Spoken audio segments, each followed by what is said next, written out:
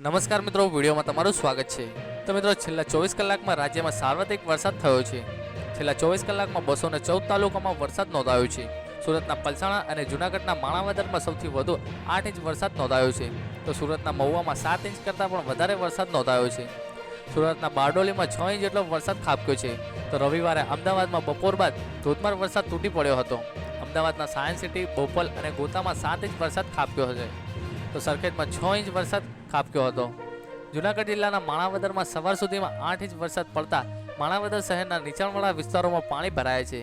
આ ઉપરાંત માણાવદરની જીવાદોરી સમાન રસલા ડેમ પણ પ્રથમ વરસાદે જ ઓવરફ્લો થઈ ગયો છે, જ્યારે માણાવદરના ગોકુળનગર, અમૃતનગર, ગિરિરાજ સોસાયટી, કમર સુધી પાણી ભરાતા લોકો ભારે મુશ્કેલીમાં મુકાયા છે।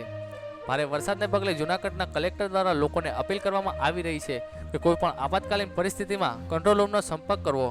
ભારે વરસાદની પરિસ્થિતિમાં નદીઓના પટમાં અવરજવર ન કરવા તથા નદી નાળાઓમાં નાહવા ન જવા માટે નમ્ર વિનંતી કરવામાં આવી રહી છે। રાજ્યમાં અત્યાર સુધીમાં 14 માર્ગો બંધ કરવાની ફરજ પડી છે।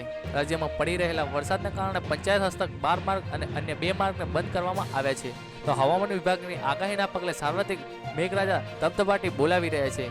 ઉપલેટા શહેર તેમજ ગ્રામ્ય પંથકોમાં ધોધમાર વરસાદને લઈ અમુક ગામો સંપર્ક વિહોણા બન્યા છે। તો મિત્રો, તમારે ત્યાં કેવો વરસાદ વરસી રહ્યો છે તે નીચે કમેન્ટ બોક્સમાં જણાવી શકો છો। તો બસ મિત્રો, અમારા વિડીયો માટે બસ આટલું જ। અને જો વિડીયો પસંદ આવ્યો હોય તો વિડીયોને લાઇક કરી દેજો, અને હજુ સુધી અમારી ચેનલને સબસ્ક્રાઇબ ના કરી હોય તો પ્લીઝ મિત્રો સબસ્ક્રાઇબ કરી દેજો, જેથી આવા અવનવા વિડીયો તમને મળી રહે।